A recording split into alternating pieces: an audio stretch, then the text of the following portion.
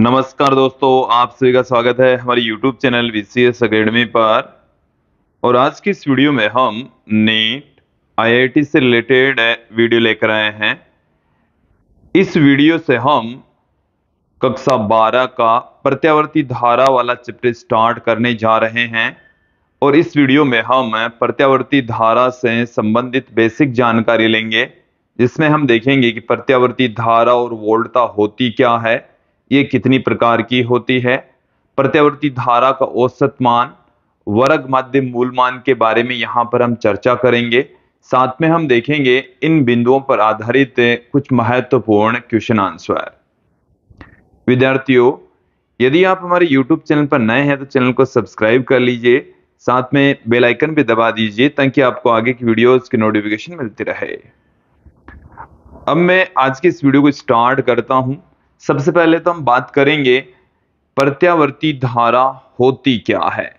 प्रत्यावर्ती धारा alternating current, इसको हम शॉर्ट में AC धारा भी कहेंगे। AC धारा, तो प्रत्यावर्ती धारा होती क्या है? तो देखिए डेफिनेशन क्या है कि ऐसी विद्युत धारा जो समय के साथ परिमाण व दिशा में आवर्ती रूप से चेंज होती हो, परिवर्तित होती हो, प्रत्यावर्ती धारा कहलाती है। इसी प्रकार से प्रत्यावर्ती वोल्टता को भी हम परिभाषित कर सकते हैं कि ऐसी वोल्टता जो समय के साथ परिमाण और दिशा में आवर्ती रूप से चेंज होता है, प्रत्यावर्ती वोल्टता कहलाती है। क्लियर?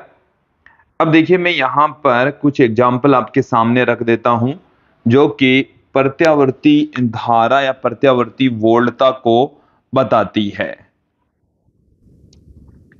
तो सबसे पहले मैं यहां पर आपके सामने रखने जा रहा हूं ज्यावक्रीय प्रत्यावर्ती धारा। ज्यावक्रीय प्रत्यावर्ती धारा। तो देखिए विद्यार्थियों, ज्यावक्रीय प्रत्यावर्ती धारा होती क्या है, इसका हम एक ग्राफ ही निरूपण के जरिए इसको समझ लेते हैं। ये हमारे पास में एक्स एक्सिस और वाई एक्सिस है। इसमें एक तरफ हम ले लेते हैं समय स्मॉल t और दूसरी तरफ हम यहां पर ले लेते हैं I। क्लियर? तो देखिए ज्यावक्रीय प्रत्यावर्ती धारा का जो मान है वो प्रारंभ में समय के साथ बढ़ता है, फिर कम होता हुआ 0 हो जाता है, फिर ऋणात्मक दिशा में चलता है। तो ये धनात्मक ऋणात्मक इस हिसाब से आवर्ती रूप से चेंज होती है। और यदि मैं इसी को भी आगे भी दिखाऊं तो इस तरीके से हम दिखा सकते हैं, इस तरीके से हम रिप्रेजेंट कर सकते हैं। ये पॉजिटिव नेगेटिव इसी तरीके से ही चलती रहेगी, ऐसे। क्लियर? आप यहां पर देखेंगे कि यहां पर वैल्यू होती 0 और यहां पर समय की वैल्यू हो जाती है t। तो ये एक पूरा एक चक्कर हो जाता है, यहां से 0 से लेकर यहां से ये पूरा एक चक्कर हो गया। तो इसमें लगने वाला जो समय है इसको हम आवर्तकाल कहते हैं, t से इसको रिप्रेजेंट करते हैं। यहां पर समय हो जाता है t/2 और यहां पर जो समय है वो हो जाता है t/4 और इस बिंदु पर समय हो जाएगा 3t/4 और इस बिंदु पर समय हो जाएगा t।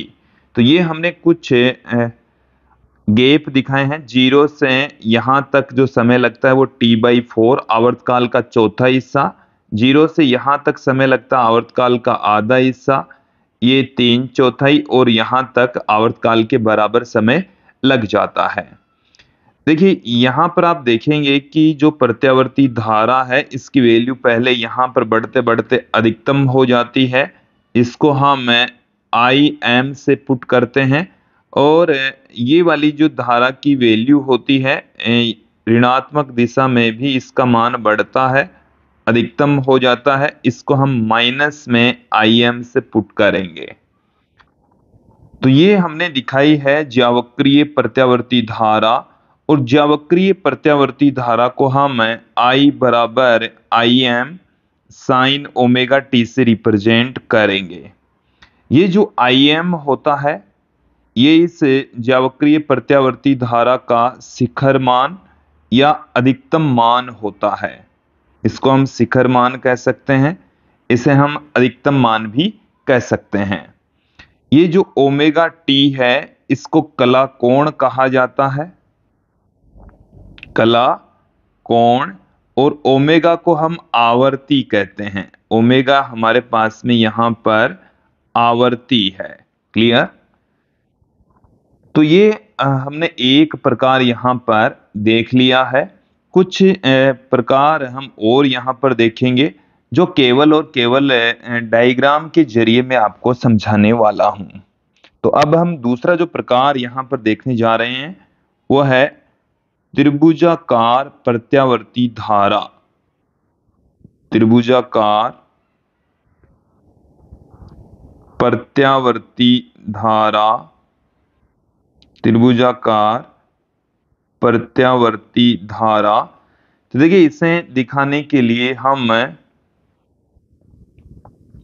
पुनः एक्स एक्सिस और वाई एक्सिस यहां पर क्रिएट करते हैं और यहां पर आप देखेंगे कि जो धारा है वो त्रिभुजाकार रूप में चलती है, इस तरीके से इंक्रीज होती है, इस तरीके से वो डिक्रीज होती है। तो हमारे पास में धारा की जो वैल्यू है ये प्लस माइनस इस तरीके से चलती है। एक तरफ हमने ले ली है धारा, दूसरी तरफ हमने लिया है समय। यहां पर आप देखेंगे कि यहां पर जो समय है 0, यहां पर हो जाता है टी, ये हो जाता है टी और ये हो जाता है यहां पर t/2। क्लियर? ये जो धारा का अधिकतम मान है ये है प्लस में Im और माइनस Im के बीच में वेरी करता है। अगला जो प्रकार हम देखने जा रहे हैं वो हमारे पास में है तीसरा प्रकार। हम देखेंगे आयताकार प्रत्यावर्ती धारा, आयताकार प्रत्यावर्ती धारा अल्टरनेटिंग करंट। इसको भी हम ग्राफ के रूप में निरूपित करेंगे। तो एक तरफ हमने यहां पर ये दोनों एक्सिस ले ली है और इसको इस तरीके से दिखा सकते हैं।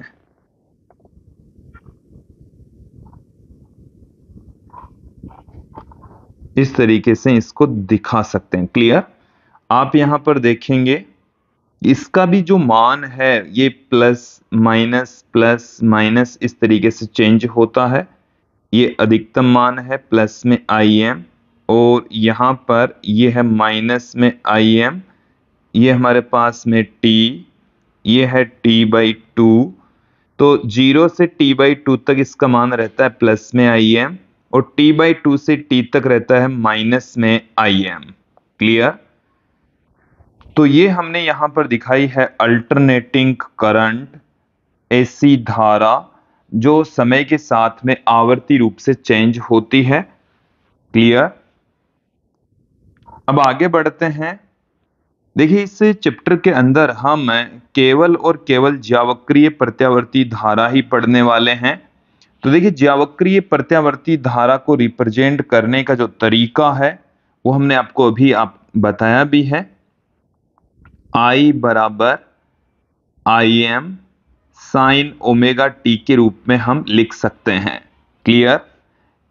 इसे हम इस तरीके से भी पुट कर सकते हैं Im साइन, क्योंकि जो ओमेगा है वो 2πf के इक्वल होता है तो 2πf भी इसको लिखा जा सकता है। क्लियर?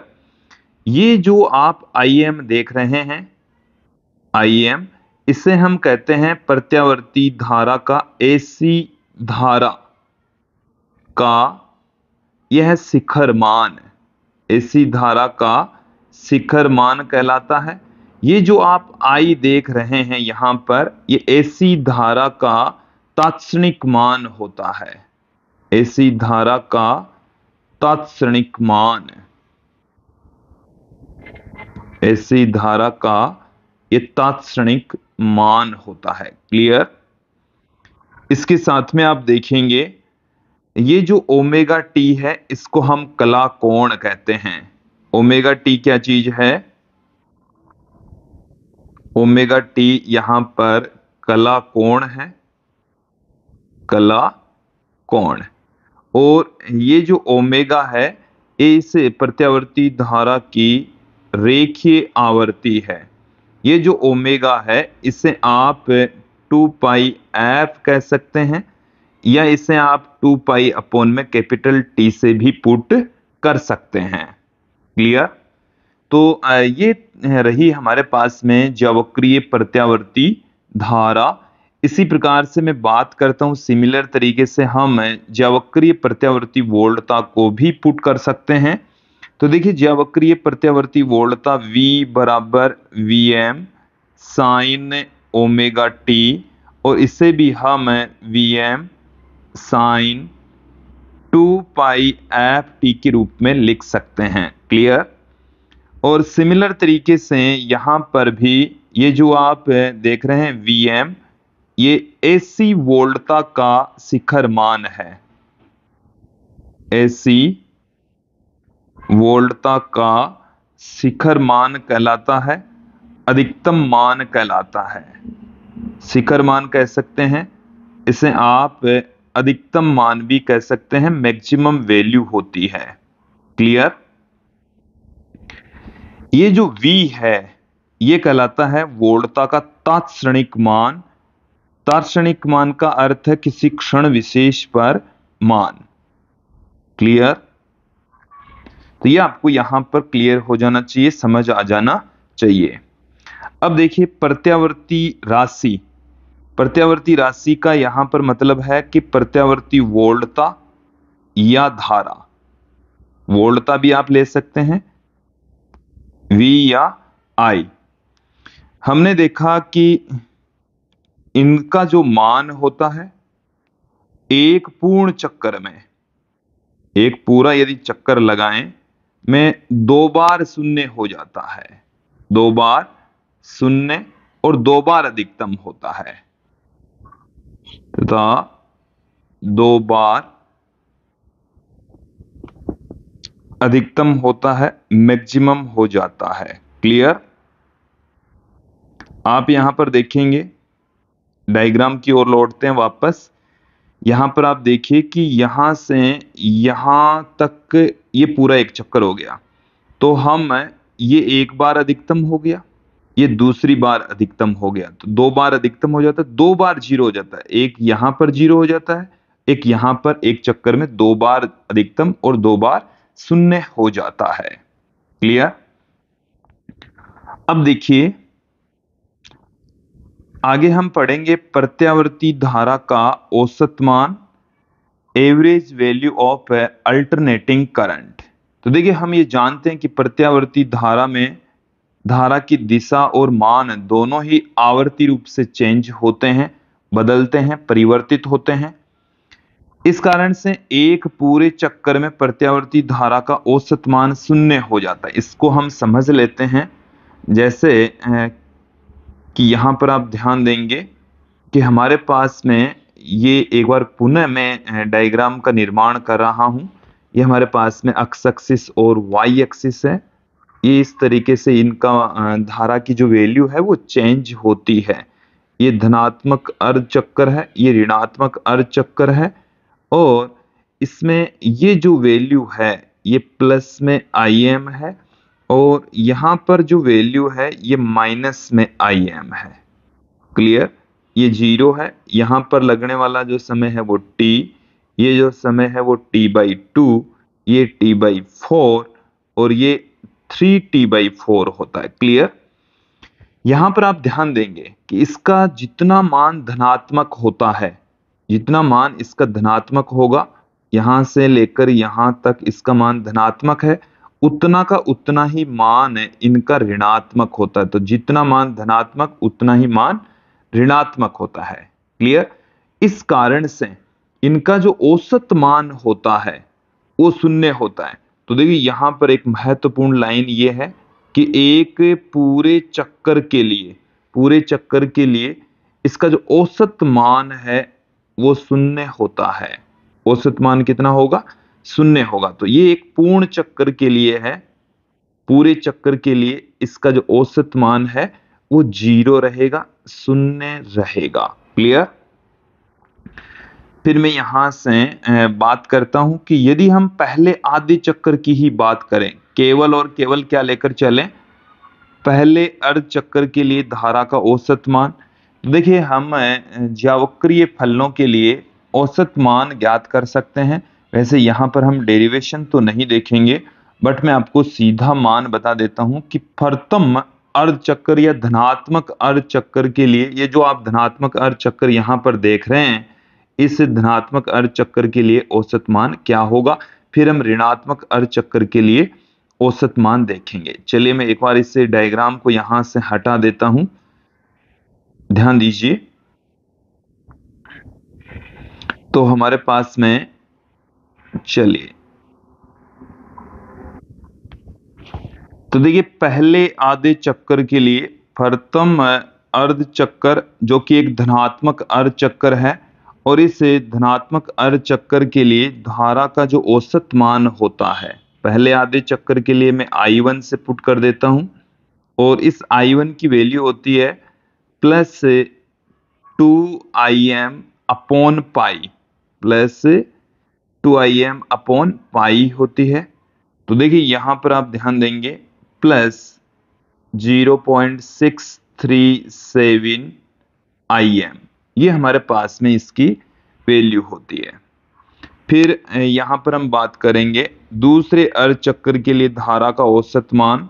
दूसरे अर्ध चक्कर के लिए धारा का जो औसत मान है उसको हम I2 बार से पुट कर रहे हैं, 2Im अपॉन पाई, जो कि माइनस में 0.637 Im के इक्वल होता है। क्लियर? फिर यहां पर आप ध्यान देंगे, यदि हम पूर्ण चक्कर की बात करें तो देखिए पहले अर्ध चक्कर के लिए धनात्मक अर्ध चक्कर और ऋणात्मक अर्ध चक्कर का जो मान है, पहले धनात्मक अर्ध चक्कर का मान धनात्मक, दूसरे अर्ध चक्कर के लिए जो मान है वो ऋणात्मक, मान दोनों बराबर हैं। तो पूर्ण चक्कर के लिए, टोटल चक्कर की बात करूं तो इनका औसत यदि हम देखें तो ये 0 हो जाएगा। ये कितना हो जाएगा? 0, क्योंकि जितना मान धनात्मक होता है उतना ही मान ऋणात्मक भी होता है।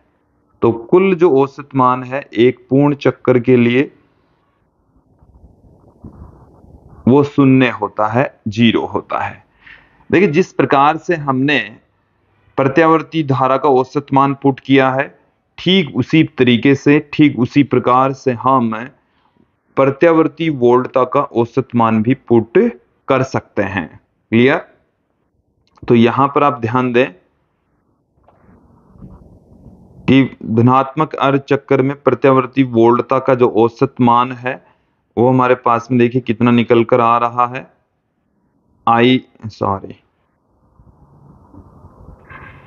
यहां पर V1 का बार, तो V1 का बार बराबर 2Vm अपॉन पाई, जो कि कैलकुलेट करते हैं 0.637 Vm प्राप्त होता है। V2 का जो बार है वो माइनस में 2Vm अपॉन पाई, जो कि माइनस 0.637 Vm होता है। क्लियर? अब देखिए मैं कुछ चीजें यहां पर आपको क्लियर कर देता हूं कि ये हमारे पास में इनके औसत मान आ चुके हैं। क्लियर? अब हम एक नया टॉपिक पढ़ेंगे जो कि प्रत्यावर्ती धारा का वर्ग माध्य मूल मान होता है। अब देखिए इसके पढ़ने की कहाँ आवश्यकता हो गई है, पहले हम पढ़ लेते हैं फिर हम बात करेंगे। तो देखिए डेफिनेशन क्या है वो पहले क्लियर कर लीजिए कि टॉपिक है वर्ग माध्य मूल मान, रूट मीन स्क्वायर वैल्यू। इसको हम IRMS से लिखते हैं, IRMS। RMS यहां पर सब स्क्रिप्ट में लगा हुआ है, छोटा सा लिखा हुआ है। तो देखिए डेफिनेशन क्या है, जो इसका फॉर्मूला मतलब नाम है उसी के अकॉर्डिंग ही इसकी डेफिनेशन है। पहले आप प्रत्यावर्ती धारा का वर्ग कीजिए, या आपके पास में प्रत्यावर्ती धारा है I, इसका आप वर्ग कर दीजिए, फिर माध्य लीजिए, फिर वर्गमूल लीजिए। तो प्रत्यावर्ती धारा का वर्ग माध्य मूल मान का मतलब है कि प्रत्यावर्ती धारा के एक पूर्ण चक्कर में धारा के वर्ग के औसत मान के वर्गमूल को धारा का वर्ग माध्य मूल मान कहते हैं। इसे IRMS से रिप्रेजेंट करते हैं।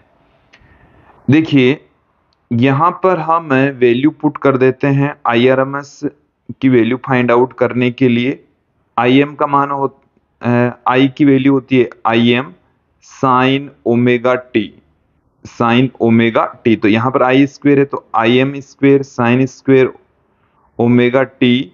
अब इसका औसत लेंगे, फिर इसका अंडर करेंगे।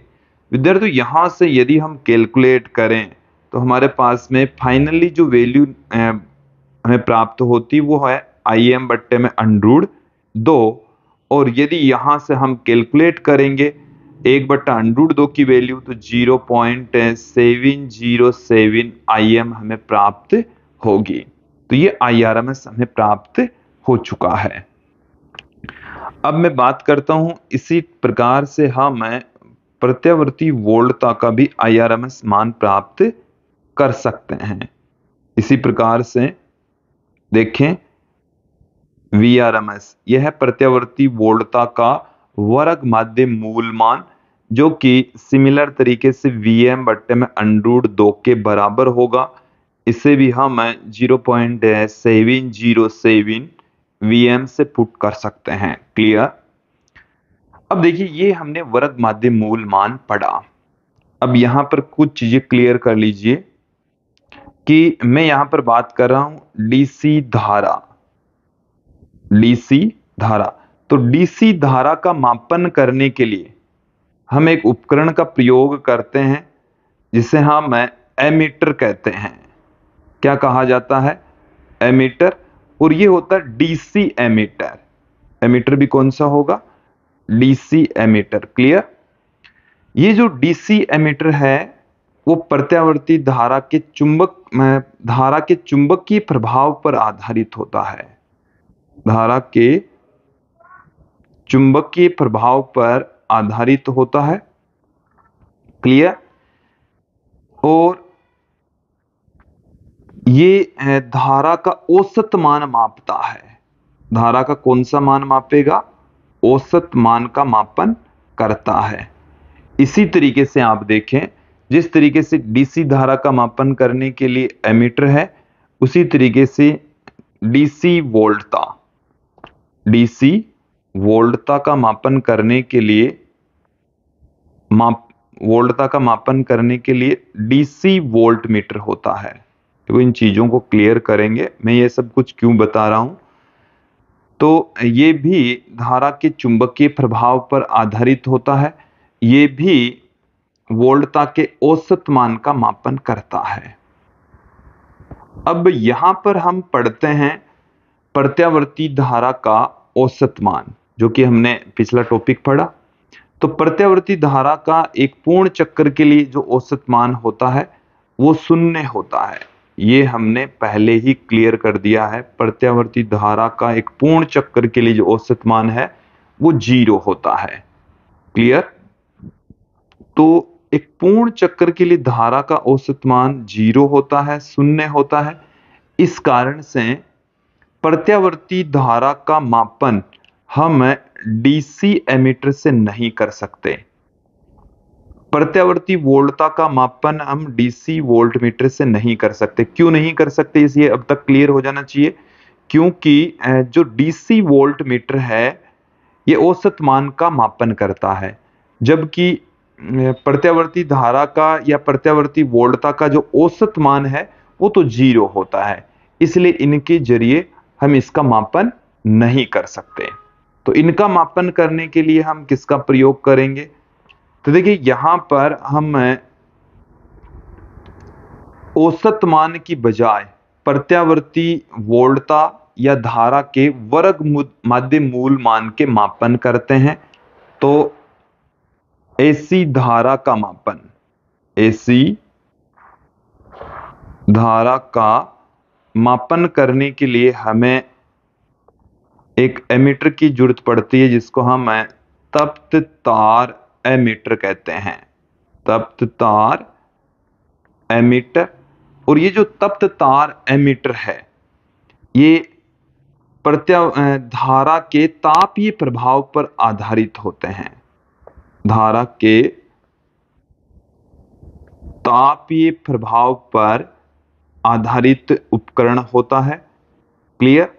और इसके जरिए आईआरएमएस मान मापा जाता है, वर्ग माध्य मूल मान का मापन किया जाता है। इसी प्रकार से जो एसी वोल्टता है उसका मापन करने के लिए एसी वोल्टता का मापन, एसी वोल्टता का मापन करने के लिए हम तप्त तार वोल्टमीटर का प्रयोग करते हैं, तप्त तार वोल्टमीटर का प्रयोग किया जाता है, जो कि धारा के तापीय प्रभाव पर आधारित होता है और वो वीआरएमएस वाली वैल्यू का मापन करता है। तो ये चीजें आपको यहां तक क्लियर हो जानी चाहिए। फिर आगे बढ़ते हैं कि प्रत्यावर्ती धारा के वर्ग माध्य मूल मान मतलब आईआरएमएस को धारा का प्रभावी मान या आभासी मान भी कहा जाता है। तो कई बार क्वेश्चन इस पर सीधा ही पूछ लेते हैं। तो आई आभासी का मतलब क्या है, या आई प्रभावी? तो आई आभासी का मतलब है आईआरएमएस, जो कि आईएम बट्टे में √2 के बराबर होता है। इसी प्रकार से मैं बात करूं वी आभासी, प्रत्यावर्ती वोल्टता का आभासी मान यदि कहीं पर आ गया, इसका मतलब वो है वीआरएमएस मान, और वीआरएमएस मान होता है वीएम बट्टे में √2 के इक्वल। तो ये चीज क्लियर हो जानी चाहिए, समझ आ जानी चाहिए। और हम ये जानते हैं कि इसका जो फाइनली जो वैल्यू यदि यहां से आप कैलकुलेट करेंगे तो 0.707 IM, और ये वाली जो वैल्यू है वो 0.707 VM प्राप्त होगी। ये जो फॉर्मूले हैं ये काफी महत्वपूर्ण सूत्र हैं, इन पर आधारित क्वेश्चंस कंपटीशन एग्जाम में पूछ लिए जाते हैं, तो इनको आप क्लियर करके रखें, दिमाग में फिट रखें। अब हम कुछ क्वेश्चंस यहाँ पर हम देख लेते हैं, क्लियर कर लेते हैं।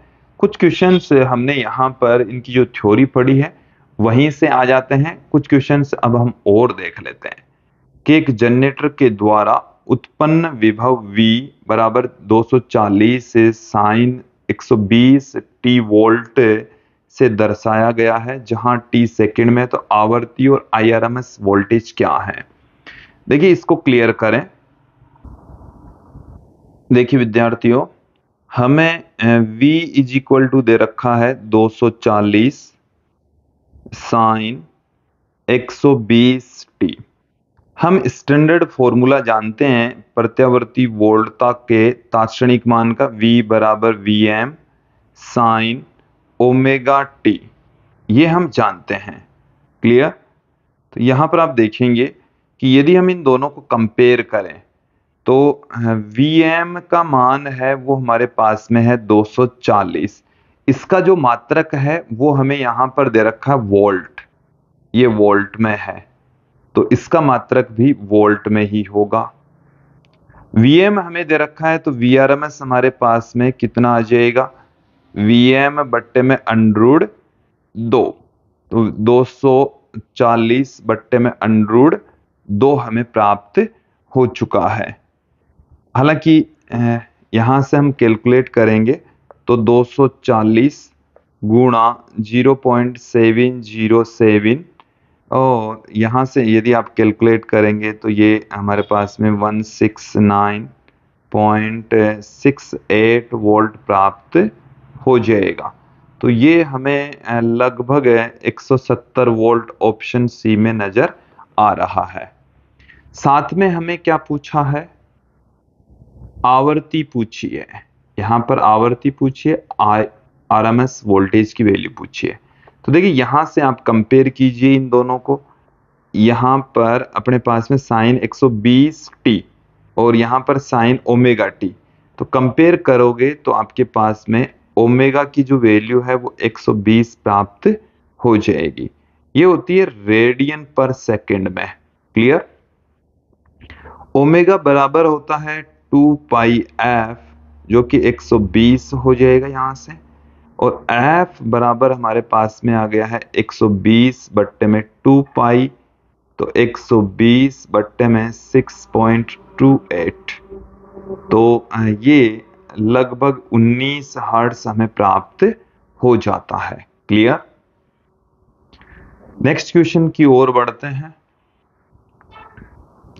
कि यदि प्रत्यावर्ती परिपथ में वोल्टेज का शिखर मान ई नॉट है तो इसके वर्ग माध्य मूल मान की वैल्यू क्या होगी। तो हमें यहां पर वोल्टेज का शिखर मान,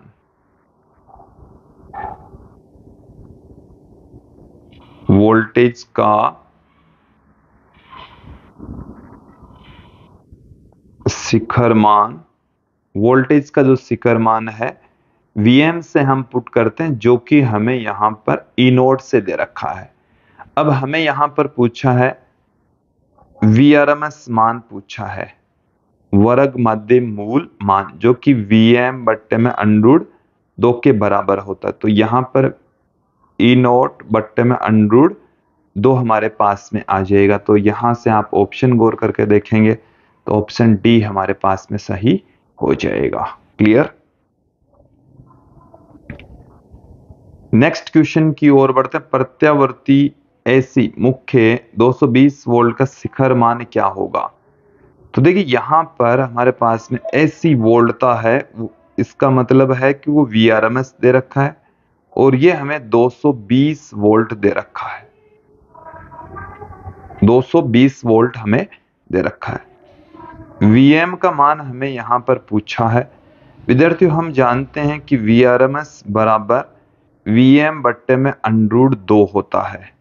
तो यहां से आप देखेंगे कि Vm बराबर Vrms √2 हमारे को प्राप्त हो जाएगा। तो यहां पर Vrms की जो वैल्यू है वो 220 इंटू √2, यहां से आप कैलकुलेट करेंगे तो 311 वोल्ट हमें प्राप्त हो जाएगा। देखिए हम कहने में तो कहते हैं कि ये 220 वोल्ट की प्रत्यावर्ती वोल्टता है, इसका मतलब ये उसका Vrms मान होता है, Vrms वैल्यू होती है। तो कहने में हमारे घरों में जो प्रत्यावर्ती वोल्टता सप्लाई होती है वो 220 वोल्ट की होती है, लेकिन इसका जो अधिकतम मान है, ये इसकी जो वैल्यू है वो देखिए प्लस माइनस 311 वोल्ट तक वेरी करती है। इस कारण से जो प्रत्यावर्ती वोल्टता होती है वो दिष्ट वोल्टता की तुलना में ज्यादा खतरनाक होती है। एक चीज यहां पर भी क्लियर कर लीजिए कि यदि मैं यहां पर बात करूं कि 220 वोल्ट की डीसी और 220 वोल्ट की एसी में क्या अंतर है, तो ये हमारे पास में 220 वोल्ट की डीसी के जो मान है वो 220 पर ही स्थिर रहता है, कांस्टेंट रहता है। क्लियर? एक हमारे पास में है 220 वोल्ट की एसी, तो इसका जो मान है वो प्लस में 311 वोल्ट से माइनस 311 वोल्ट तक वेरी करता है, मतलब चेंज होता है, बदलता है, परिवर्तित होता है। और किस तरीके से बदलता है ये भी क्लियर कर ले कि ये हमारे पास में मैं एक्स एक्सिस और वाई एक्सिस का निर्माण करके फिर आपको थोड़ा सा समझा देता हूं कि ये हमारे पास में वोल्टेज हैं, इस तरीके से चेंज होते हैं। अब यहां पर देखें, एक तरफ हमने लिया है धारा, तो इसका जो मान है ये है प्लस में IM, जो कि 200 प्लस में 311 वोल्ट है। ओके, ये वाला। फिर यहां पर इसकी जो वैल्यू है यह है माइनस में Im, वोल्टेज का ग्राफ है। क्लियर, इसको वोल्टेज के रूप में पुट कर देते हैं। तो ये प्लस में Vm है, ये माइनस में Vm है। वोल्टेज और धारा का दिखने में जो ज्यावक्रीय ग्राफ है वो सिमिलर तरीके का होता है। तो ये आपको समझ में आ जाना चाहिए। यहाँ पर एक चीज और भी क्लियर हो जानी चाहिए कि जो ऐसी वोल्टेज होती है वो डीसी वोल्टेज की तुलना में ज्यादा खतरनाक होता है। क्लियर, नेक्स्ट क्वेश्चन की ओर बढ़ते हैं। 220 वोल्ट 50 हर्ट्ज की प्रत्यावर्ती धारा एक प्रतिरोध पर आरोपित की जाती है, तो तात्क्षणिक विभव क्या होगा? तात्क्षणिक विभव का मतलब है क्षण विशेष पर विभव। तो तात्क्षणिक विभव का जो फॉर्मूला हमारे पास में है,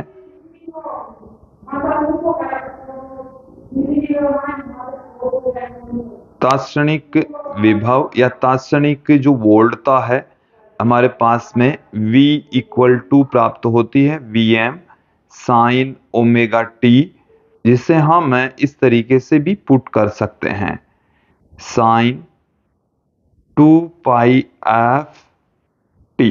इस तरीके से भी इसको लिखा जा सकता है।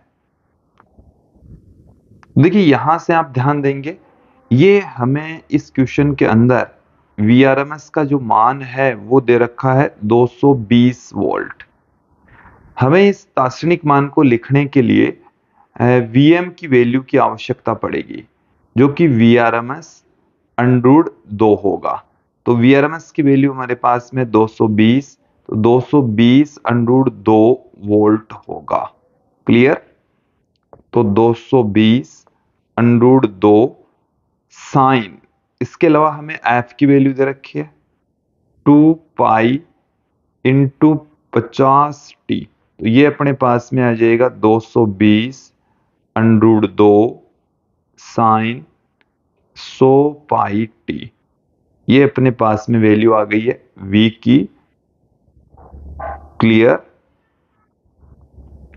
तो यहां पर ऑप्शन देखेंगे 220 अंडरूट 2 साइन 100 पाई टी। तो ये हमें ऑप्शन ए में नजर आ रहा है, तो ऑप्शन ए यहां पर सही हो जाएगा। तो विद्यार्थियों ये था आज का हमारा वीडियो, जिसमें हमने अल्टरनेटिंग करंट से संबंधित बेसिक जानकारी, औसत मान और वर्ग माध्य मूल मान के बारे में चर्चा की। नेक्स्ट वीडियो में हम फिर मिलेंगे, जिसमें हम अल्टरनेटिंग करंट से संबंधित प्रतिबाधा, प्रतिघात, औसत शक्ति, इनके बारे में चर्चा करेंगे। आज की इस वीडियो में इतना ही। धन्यवाद दोस्तों।